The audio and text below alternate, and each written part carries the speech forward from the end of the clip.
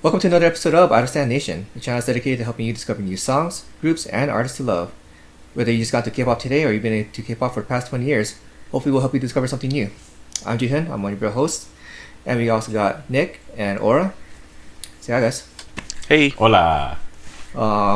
So November is absolutely jam-packed with an insane amount of artists and groups that we are looking forward to. I mean, last week was, we only had we were only 2 days into the month, and it was already killing us. And this week, it's yeah, I can say like this week's lineup has been pretty good as well. Death by K-pop. It's great. Yeah, it's absolutely fantastic. I'm not complaining at all.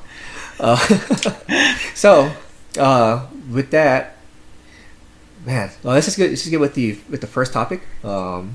Nick, why don't you go ahead and bring us in? All right. So, our first topic is Lee Jinhyuk's solo debut.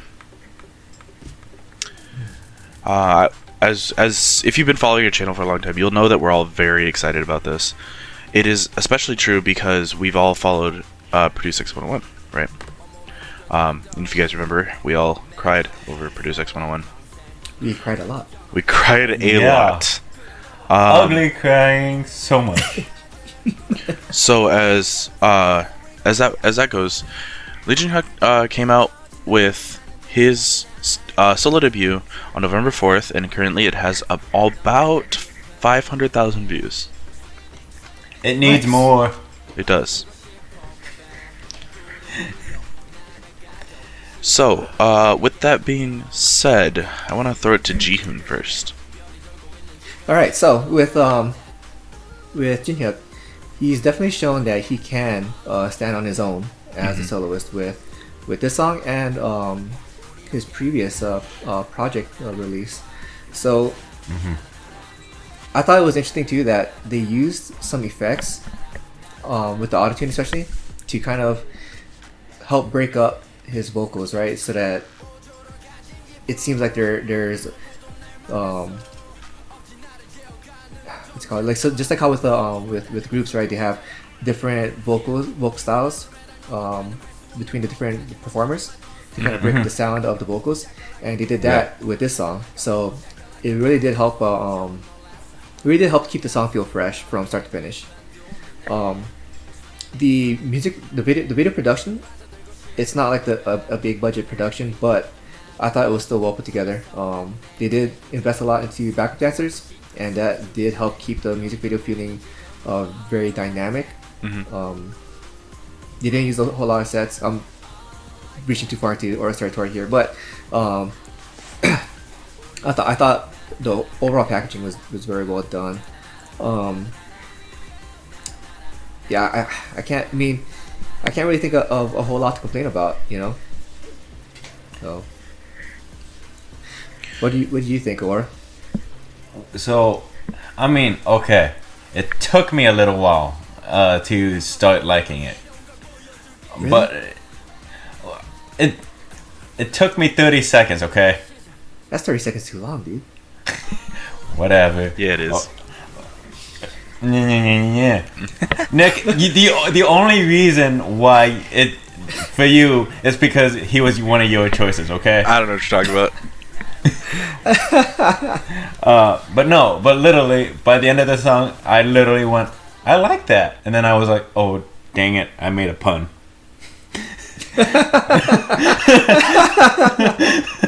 Literally, I was like, I like that. And then I was like, wait a second. Oh, Made a no. pun. I made a dad joke. Well, you are the old man of the group, so. True. Whatever. But no, it was a good song. The colors were good, well done, and they really didn't overdo it with having like too many sets. They didn't go, oh, we'll have him in a jungle, we'll have him in Paris. No, he was in a room, a couple of rooms here and there. There may have been a few places that Nick couldn't see. So what do you think of those scenes where they had like the camera kind of up in the face and shaking around like a lot? Was that a bit overdone? It wasn't overdone because of the type of song it was.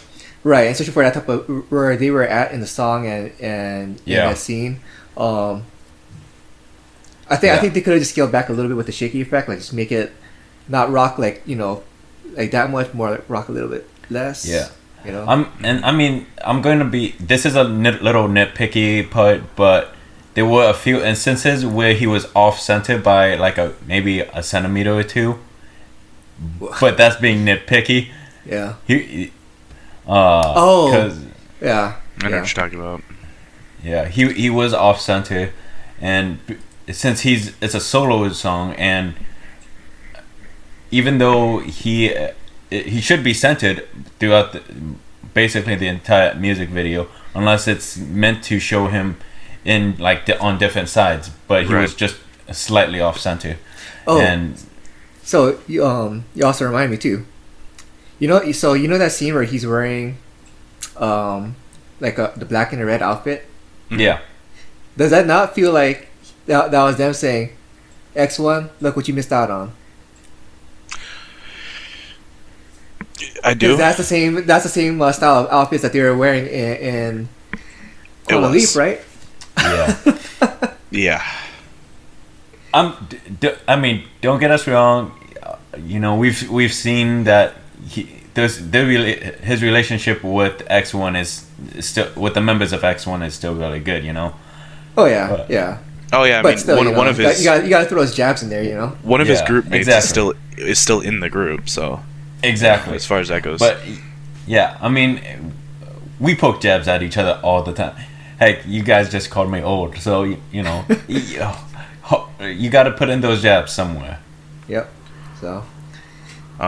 So Nick, why don't you go ahead and bring us in with the Mr. Jinhyuk fan. How many times did you die?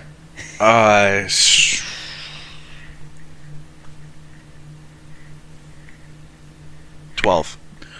So it took me a minute. I had to count all those times. So all right. Musically, it is what I expected from Jinhyuk. Let's be real here. If you watch Produce X 101, you knew kind of when you thought solo debut, this is kind of the path you kind of expected him to go. Mm-hmm. I do feel like a lot of input was put in from the company on this, and it wasn't his sole. He didn't really have much sole discretion on how it went. Mm-hmm. Right. Which, if you're a fan of K-pop, that's how it usually goes. But yeah, that's pretty par for the course. Yeah, but usually on solos, especially solo debuts from a group, they either try two things: a lot more sole discretion from the soloist, or a concept that is very, very similar to the group. It's just kind of the way the two paths go. I feel like this was very in the middle. I feel like it wasn't exactly up tension, but it also wasn't exactly Lee Jinhyuk. There was kind of a mix there. Yeah. And that mix, that balance between the two, is something I really like. I would much prefer, Lee Jinhyuk to do kind of his own like sole discretion type of environment, but I feel like them not making it just like another Tension MV just with one member, it was a really good plan here. Because there have been a lot of soloists that have come out of groups that have done the same thing, and it's just basically another song by the group at that point, just with one member. And so I really liked that part. Musically, there was not really a whole lot. You can't really do a whole lot when there is a lot of rap in the song. Yeah. Because you're not playing off the vocalist chord progression at that point. You have to especially with rap, the focus being on the delivery, the impact of your of your phrases and your bars, and it's just I get what you mean on that. Yeah, and so musically there wasn't a whole lot. There was a couple interesting chords which were pretty cool, but as there always is in K-pop, nothing's ever bland in K-pop. Mm-hmm. So musically, that's kind of where I stood with that. I loved it, honestly. Some of that is biased, I'm not gonna lie. especially because I mean, had he have been in X1 and this still released, I don't think I would have loved it as much. I think it kind of, my bias kind of plays off the fact of his situation with X1. Yeah. You know, where, as I've said before, he got robbed. But pretty sure a lot of people feel the same way. I mean, they do. But you know, it's happened before, so there is that. And so as far as that goes, I think a lot of it was, that kind of love that, like, you know, he's still, you know, trying his hardest to be, you know, to produce music and whatever outside of Uptension. I do wonder if they did this though because Uptension had, or the company of Uptension. I'm not sure what exactly their company is, but I wonder if they already thought he was going to make it, and so they planned. So they had like a planned roadmap around. Of activities. Yeah, they had a load of activities as, you know, missing 2 members, and then he doesn't make it on the final lineup. So I wonder if that's why they gave him that. Another thing could also be he gained a ton of popularity off Produce X 101, and so especially in that part where like he carried his whole team on his shoulders. That where he carried those whole teams, and then I saw a lot of people really start standing Lee Jinhyuk on the final lineup announcement, where, you know, he was talking to you know, Wushin, and his Uptension name is Wushin, but anyway, where he was talking to Wushin, and he was like, you know, do your best, like. And I saw a lot of people start standing him because of that scene too. So, that could be another reason why. But the MV views are a little lower than I expected, honestly. So, would you say that the bulk of that newfound popularity is in Korea or overseas viewers?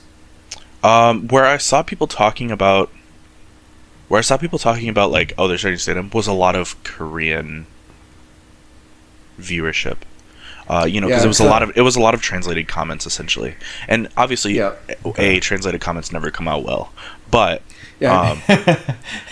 Google Translate. I with their viewership, it's YouTube does get a lot of Korean viewership, but also it's probably got hosted on Naver as well, and on Naver you probably got a lot more views on there. So, probably. Yeah. So as far as that goes, those are kind of my thoughts about the whole MV in general. So to wrap that up, we loved this, you know, we call it a comeback. So from Jinhyuk, because he did have the project video from before. He did. Or this is a proper debut. Whatever you want to call it, we loved it. Highly recommend it. Give us more views, and let's move on to. Aura, why don't you go ahead and bring us in with your bias? So, with how FX has disbanded, and well, Amber has come back with her newest American solo comeback, which is Other People. And boy, that was a journey. Yes, it was. Yeah. Since we started with Jihyun last time, we will start with Nick. So, all right. Like Aura said, that was an MV. That was how you. That should be how people do MVs, because there was a ton of symbolism in that. So much symbolism, so much illusions. Like, I remember when I first started watching that video, it was like 30 seconds in, right? And I was already telling Aura, like, bro, there's so much, like, symbolism. There is. They really jam-packed that full of symbolism.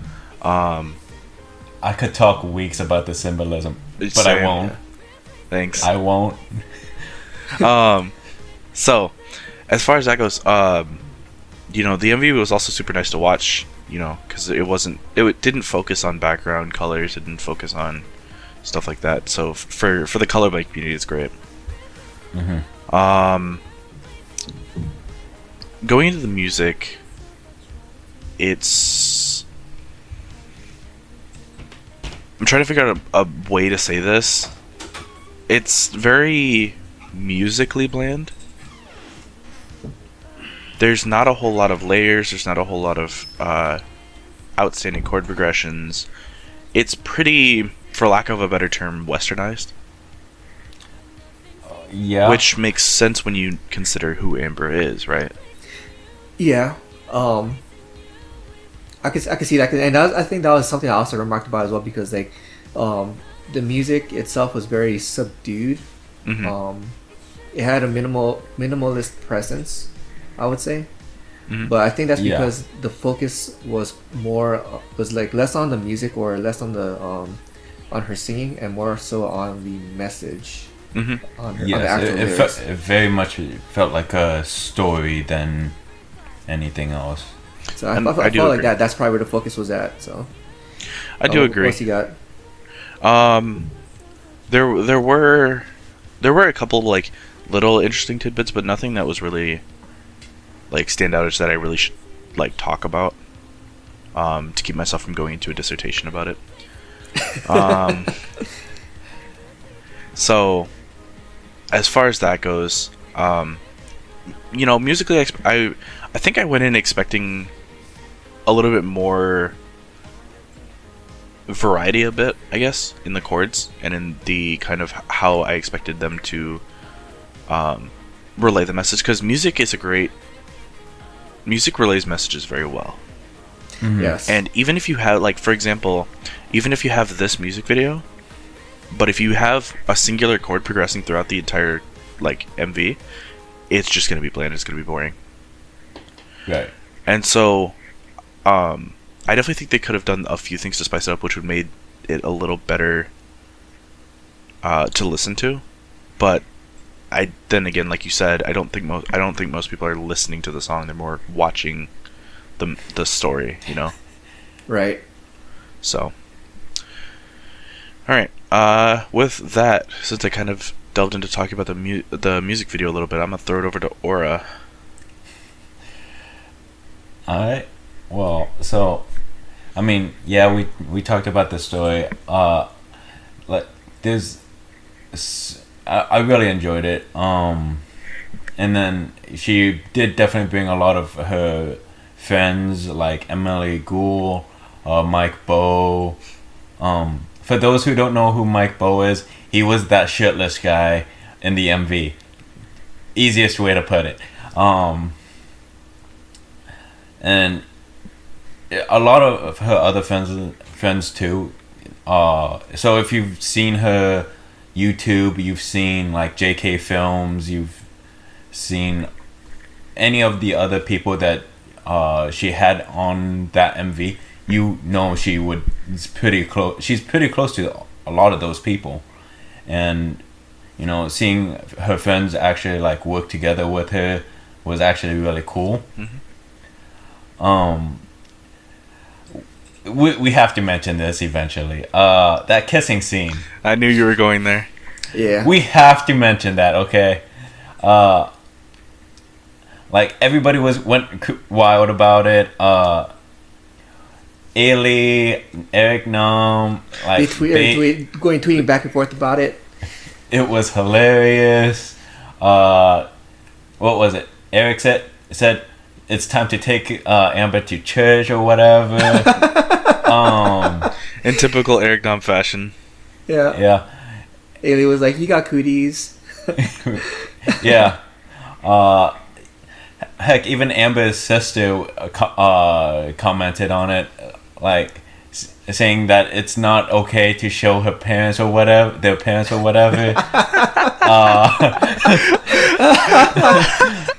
Oh wait, no. Amber's sister was like, oh my god, and then Amber was like, don't show mom and dad or whatever. It was something along those great. lines. Yeah, it's great. But like it's the reaction to that scene that is probably the biggest highlight for me about it. The fans went crazy because it's a lot more of a deviation from being an idol, which was very interesting. And because while she was still technically an idol, even though FX didn't have any activities. She was basically doing her own solo work. She was still signed under SM.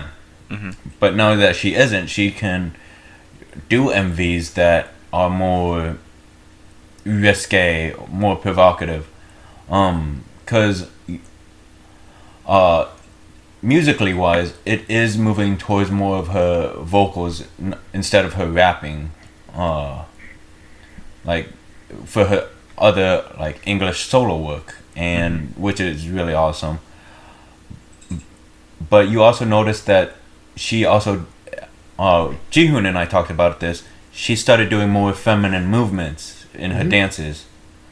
So it's just really great that she's doing something that she couldn't do because she was typecasted by her own company. Right. She still had that tomboyishness, but also had that femininity. Whatever. Femininity. Yeah. I have problems sometimes with words. It's alright. But yeah, no, it was great seeing more sides of Amber. It was hilarious seeing her make out with Mike Bow. Mike Bow. Yeah. It was just funny all around because you see if you've watched them, they make fun of each other, they joke around, but they also work really hard. But yeah, let's go with the last member, Jihyun. All right. So, I'm on board with Nick with about the music. As I was watching it, I definitely thought that the music video was more interesting than the music itself. But it did also get me focusing more on the lyrics and the meaning of the lyrics. So I think that's what the focus was on, and I think because of that, it did its job. The music video. So what was that? What was that previous release that she did where she was featured on? It was another American, Asian American artist, where she, in it, they had a scene with her wearing a wig with long hair and a skirt, and people were going crazy on Twitter, with that screen cap, and we saw a glimpse of that, right? But that was really more poking fun at, well, not poking fun, but going with that established character that she's had, and right. kind of showing like she's talking about like this isn't me, blah blah whatever, for the meaning of that song. And then here in this music video, we see her using feminine wiles. She's moving very, she's swinging her hips a lot. She's definitely moving in a more seductive way, and then leading up, and that was prior to that lead up to the kissing scene. So I don't want to read too far into this because I know a lot of people on Twitter and in the fandom are already reading too far into this, where they're wondering, hey, is she moving into this new direction of image now? Are we going to start seeing her with long hair? She's going to start wearing makeup, more feminine clothes or whatever. Like, I'm not going to go that route, because really I think the purpose was to have that make a big impact, because this goes against the image that has been established with her under SM for the past 5 years. So yeah, it makes it a very impactful image. Whether or not she continues down that route or she goes into a whole different route altogether, it's really exciting, very exciting. So she's definitely making splashes, and I think this is probably gonna make a list somewhere at the end of the year. Like Soupy's like top 10 moments in K-pop or whatever, or something like that. I think it'll make that list. Make the list. Oh, for sure. So at the very least for us, it'll probably make our list of top 10 moments. So yeah, definitely. I mean, if she's gonna do like the whole makeup thing and whatnot, she's probably going to need help from her friends, because from what it seems like, she's still the same old Amber. Right. Making the whole tomboyish jokes, not really understanding like the lip scrub and whatnot. literally, she was in a vlog, and when people said, "So when you have dry lips, what do you do?" Oh, I tear off the like thing. Yeah. and her fans were like, "No, lip scrub. That's what you use it for, to take off the dead skin." And she just looked so confused. I mean, So fair. I feel like she's if she's still going to be the same old Amber, if she's going to follow the predictions or theories or whatever of what some people say, whatever. But no, I feel like it's gonna be pretty much the same old Amber. Heck, she would I think her latest Instagram post, she dressed in a mismatch of clothes. So, stolen from an actress friend of hers named Arden Cho. So, yeah. So, moving on to our final topic. Hyun Sang, he came back with Us, and my goodness, I would say from the opening chords, that already drew me in. What about you, Nick? Oh yeah, 100%. So, I really like that the opening chords. those opening chords, that kind of it really helped carry you through, right? Throughout the whole song, and I don't know, well, I'm going to get too far into your territory, so let me just push it off to you, Nick. Let's just go ahead and continue us through with the music. So, the music was a very, oh man, I don't even know where to start with the music, which is very rare for me, but the music was very, very nice to listen to. I think me and Jihyun were talking about this, but they used two distinct instruments inside of this, as well as synthesizers and everything else, the normal stuff. It was piano and violin. Mm-hmm. Literally my only gripe with this song was that they used a real violin, and like someone playing it and they recorded it, but they used a synthesized piano. And synthesized versus real piano, most people can't hear the difference. But it's really like you have to be listening for the mallets hitting the strings. You have to be listening for stuff like that. The what it does add when you use a real piano is it adds a lot of depth into the song. It's definitely a fuller sound, much more enveloping. On top of that, like one of the other things they could have done is if they used a real piano, they could have set the microphone under the piano, like a grand piano. They set it under it on the floor. Now it sounds weird because when a piano is open, it projects sound upwards. But what happens is that sound fills the room, and where typically with a piano where sound clashes, it creates a very distinct sound, and it makes it sound very deep. And if you guys have ever had the chance to sit under a piano, it is an amazing experience. Your whole body's vibrating. It sounds like you're literally like you've put on headphones and are listening to like lossless audio, just like 1,000 times better. So I think, and this is just my theory, I think the reason why they went with the synthesized piano is that with a live piano, it may overpower the vocals. Mm-hmm. And if you were to kind of down mix that, as a sound engineer, if you try and reduce that, it may just end up sounding the same as a synthesized piano.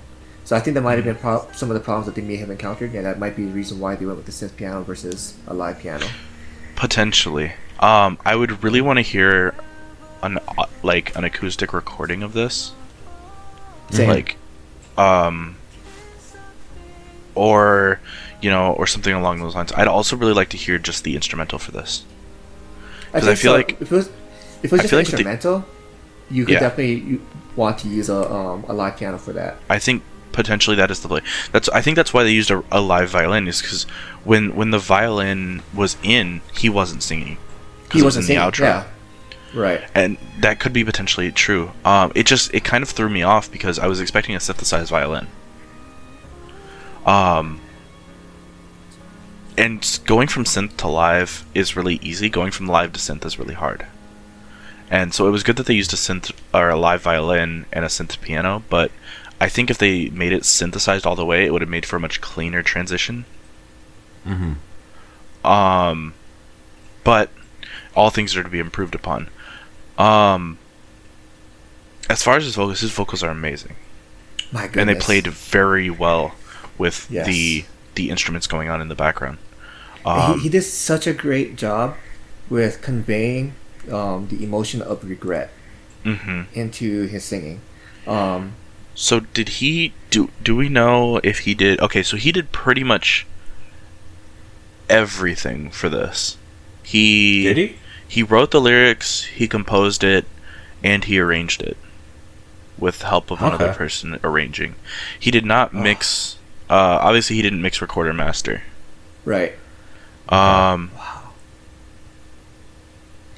So that would make a lot more sense. So if he wrote the lyrics, composed the song, this is definitely all from the heart, and it would, because like if he wasn't able to really properly convey those emotions in his singing, even though he wrote the song and composed it, that would be really disappointing.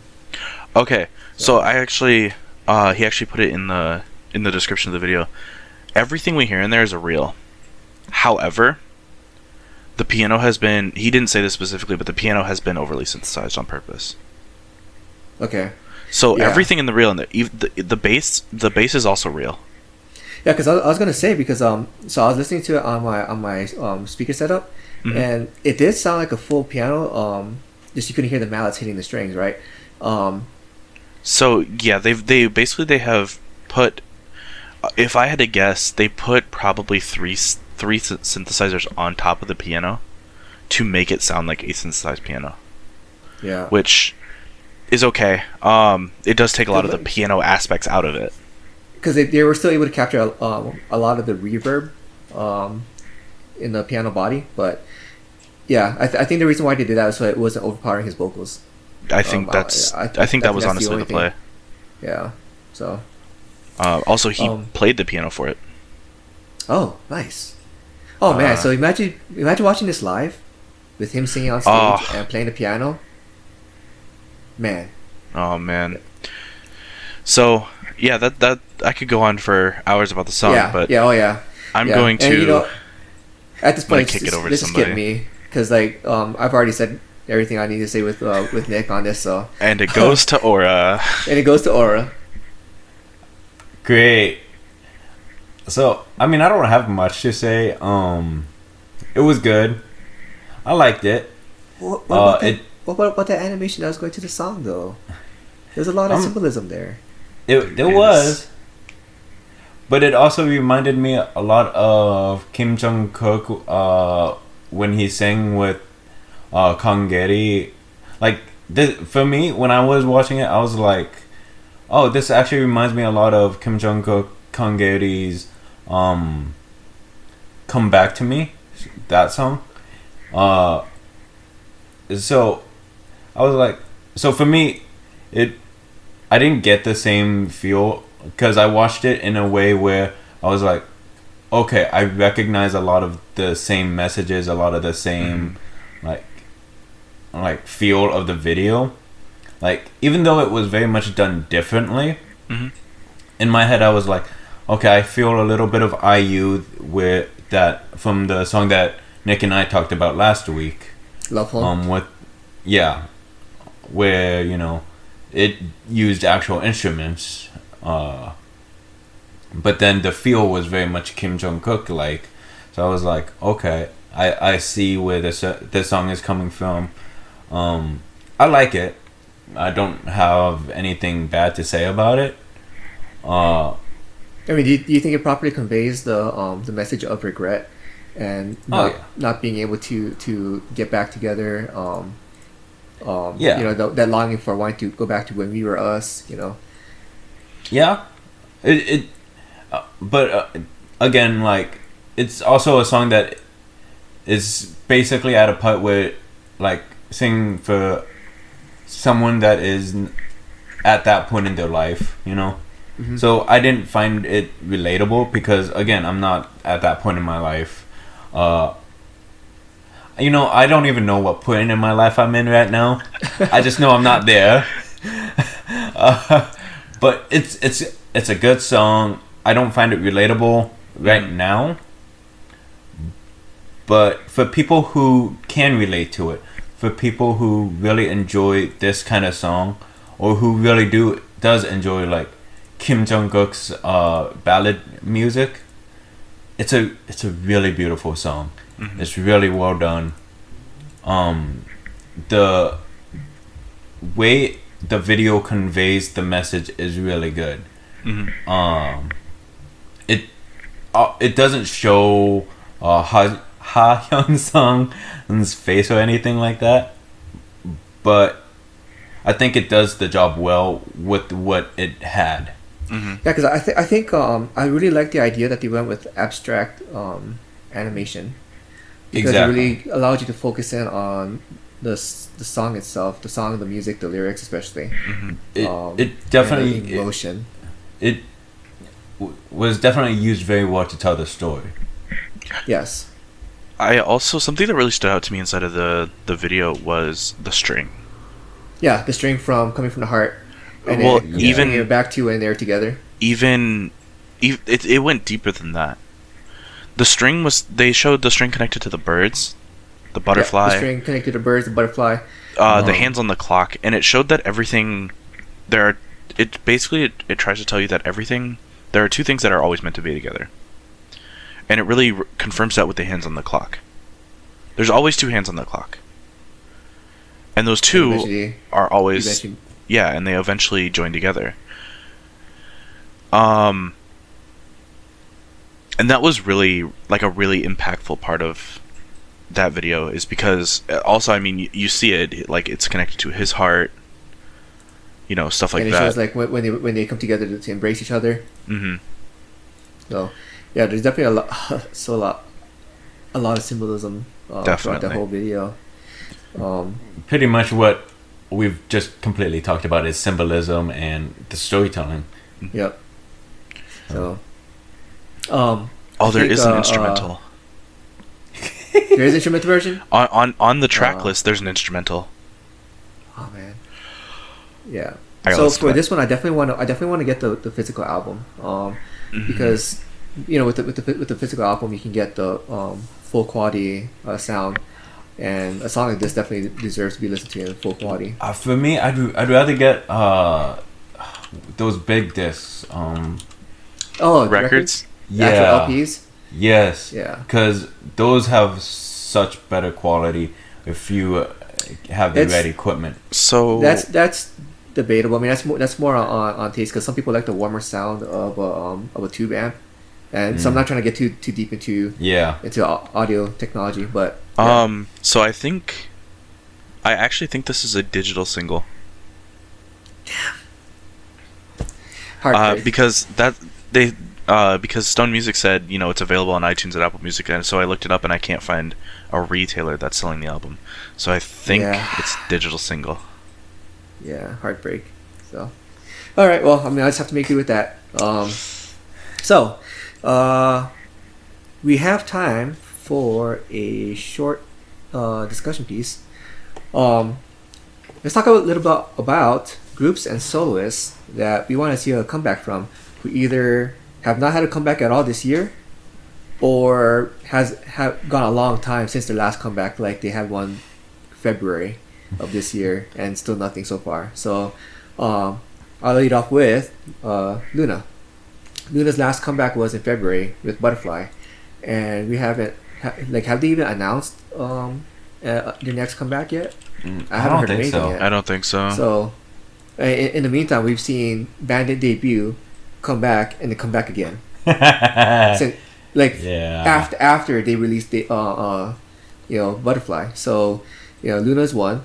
Another one is April. April only had a Japanese release this year. Other than that, they had no Korean releases at all this year. In fact, their last Korean comeback was last year what was it, August or September, around that time frame. Somewhere around there. Yeah. What about you, Aura? So for me, it's a different kind of Luna. It is FX is Luna. I haven't heard anything from her in a while. What was it, last year that she had one? I think so. I think so. But then again, she's also under a new label, I believe. Very similar to Amber. I hope she's going to do something soon. She's got a beautiful voice. I would still love to hear OGG or from the subunit for Girls' Generation. Haven't heard them since what? Last year, Little right? Touch. Yeah, Little Touch. Yeah. I think it's just hard that for them because they have so many different individual activities going on right now. So yeah. I mean, I think they're doing a season's greeting though. Okay. So, I mean, at least you know that they're still close and they'll still do stuff together. Right. Even though everyone's so far apart, but the SM part of my heart wants those comebacks. And Nick. All right, so I've got 3 specifically that stick out in my mind. The first one is Han Dong-gun. Okay, if you don't know who that is, he is a soloist, and he was the winner of Star Edition 3. And he debuted back in like 2014, but he hasn't had anything since 2017. Oh wow. The reason is because he got himself into a situation, and so he took a hiatus. Got it. But his music is so impactful. All of his songs are in one of my playlists, and to have an entire artist inside of one of my playlists is something that I think 2 people have done. But his music is just so impactful, and he's a ballad singer. And honestly, like, he's crazy good. Another one is Girlkind. So we've seen Girlkind, the subunit, recently. Because Girlkind XJR was recent. However, Girlkind as a group has not come out with anything since 2018. Their last thing was SORRY in June of 2018. Okay. So I would really like to see them as a full unit come back, especially because so Fancy, which was their debut, was also in 2018, and they had a situation where a member left right before the after the recording was done, and then they added a new member before before recording the MV. So she's actually in the MV, but she never sings in the actual song. Haha. And then SORY came out, and she's in that, and she's really good. But after SORY, we've never heard anything from them. So I would really like to hear from them soon. And then lastly is SIS. Okay. But they have announced a comeback, right? They have not announced when it is. Oh, got it. Yeah. You know it's the make coming, star is though. done, which is good. You know it's coming. We know it's coming, but again, I haven't heard anything from them since March. SIS is very notable for having 1-2 max comebacks a year. I mean, SIS recently had their 2-year anniversary, actually. And they have 3 songs right now. Yeah, that's my Phase 2 aura. Because I've got a feeling, which was their 2017 song, and then they had 2 songs in 2018. Alright. Well, no, 1 song in 2018, 1 song in 2019. So far, it's looking more and more like their newest song, whatever it is going to be a 2020 song, which makes 1 comeback a year. Yeah. I mean, we've already established a pattern, so. Yeah, I know, and it's very sad. Heartbreak for Nick. Heartbreak for Nick. Yeah, so I would really like to hear a lot more from them, especially because they're my alt group. Mm-hmm. And upon that, this is also going to be a monumental comeback for the group because this would be their first comeback after losing one member and one member going on indefinite hiatus. So this will be actually a comeback as 4 instead of 6, and it'll be their first comeback, even though they lost them like 4 months ago. Yeah. So those are definitely the people that I want to hear from the most. I could go into a ton of other, because you guys know I'm a big fan of new groups. I could go into a ton of other groups that I haven't heard from in years. But I mean, with how well Queendom did, you know, maybe SIS could someday be on that. So the sad part is SIS was actually on a reality show. 4 of them, by the way. 4 of them? Mm-hmm. They were 4 of them were on the unit. They're on the unit, yeah. I remember that one. Because that's where everybody knows Anne from. Yeah. However, Anne was the only one that made it past like 40th or 50th place. Yeah. So yeah, as far as that goes, 4 of them are on the unit. It was crazy. But Anne was really the only one that got screen time. There's only, I think they're like, I seriously have only found 2 clips of like any of the other members. So yeah. Yeah. And then aside from that, there's about 4,000 other new groups I could think of, but I'm not going to go that deep into it. Okay. Alright, so let's move it on to Quick Shots with Aura. Quick shots with Okay, Aura. I only have one. Thanks. So, with recent news about...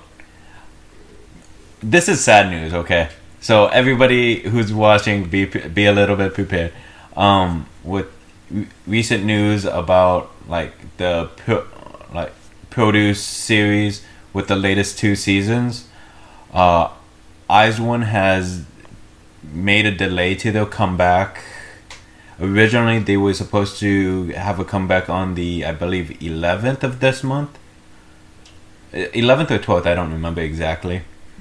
And yeah, they've gotten a few delays. I still have my albums on pre-order, by the way. I did not cancel them. I am still ordering those albums. But also, like, a lot of shows have either edited the members out or they decided not to air episodes with IZ*ONE members. Mm-hmm. I believe this also extends to X1. I don't know for sure yet. So right now, X1 is getting bashed by their own, fandom at the moment. Are they? Yeah, a lot of, particularly Korean netizens are calling for X1's disband. Well, so I've seen that, but I believe it's for a different reason. It's because it's still vote rate stuff. Contract. Yeah, but it's like just so they aren't. From what I hear, the disbandment like requests are for like, just so they're not stuck with a really terrible company, which is CJ and M Entertainment. Yeah. Yeah. Yeah, the CJ is an interesting thing. Welcome to one of the top 10 worst companies in K-pop. Yeah. With that entire situation, it's because X1, they don't have an exclusive contract with... The members don't have a contract while IZ*ONE does. So that's why I don't want it to happen, by the way. Yeah, that's why that whole thing's going on. Yeah, but yeah. All right. It's sad news, but I guess the next piece of sad news is going to come from Nick now. I mean, I don't know if that's really sad. This is not sad news. Yeah. This is very good news. It depends on how you look at it. It does depend on how you look at it. So, The next bit of news is CL is now confirmed to have left YG Entertainment. This is very good news because YG is having their own issues at the moment. It was said YG came out with the following statement saying that they were they decided to respect each other's opinions, and they came to an agreement that CL was going to end her exclusive contract with them. And of course they did they expressed great deep gratitude, and the whole 9 yards for a company. The usual PR. The usual PR stuff. And this came after speculation that CL was leaving. So yeah, confirmed now she has actually left, and will probably sign with a new company, either K-pop or Western. She will sign with a company, I'm sure. Yeah. I mean, it's CL. Yeah, Who it is. wouldn't It wanna is sign CL. with her? Who would not? Yeah. So, with that out of the way, I think I'm going to throw it to Jihyun, who's got some interesting piece of news. Okay, so Baby Box, they are a first-gen girl group, and they reunited for one of the former members' wedding. Hyun. She got married, and all the members were there to celebrate her marriage. So it's just amazing. They all still look so very beautiful when you see the photos of it, and it's just great that even after all these years, because they lasted. When did they disband? Like around 2007, I believe, or 2009. I can't remember. Was it? Wow. So they lasted as a group all the way into the second generation, like deep into like the start of the second generation. But they debuted like you're one of the earlier debuts, like around 1999 or 2000. I can't remember. So they were one of the like top like girl groups of their era, along with SES and Pinkle. So Yeah. It's great. They still have this relationship, this personal relationship after all these years. So congratulations, Kamyeon, on your wedding. So time to kick it back to Nick. To me. All right. So, to end off this bit of news with our quick shots, C9 Entertainment. If you don't know them, they are they have made other groups, notably like Good Day, Six, groups like that. They have announced a potential new girl group. And right now their pre-debut name is C9 Girls, just like how Six was originally named C9 Boys. So original. Yeah, I mean, companies usually do that if they're gonna announce a pre-debut girl group or a pre-debut boy group. They just name it out kind of after the company because they don't have a name yet. Yeah. Right. Yeah. So that is in the works. They tweeted it out on their official. C9 Girls actually already has a Twitter. Okay. So, and that's where the announcement was particularly made. As well as they also they have a Twitter, Instagram, Facebook, YouTube, and VLive already. So it looks like it's going to be a real thing. Oh yeah. So, yeah. As far as that goes, that is kind of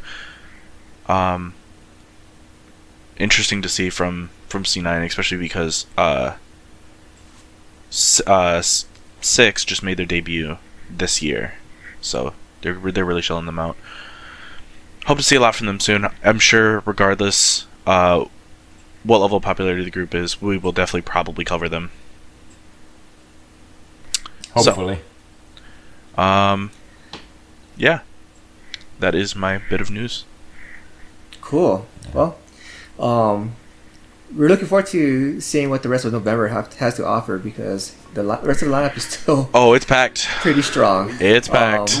We couldn't even talk about all of the ones. Oh no, there was so many that happened this week.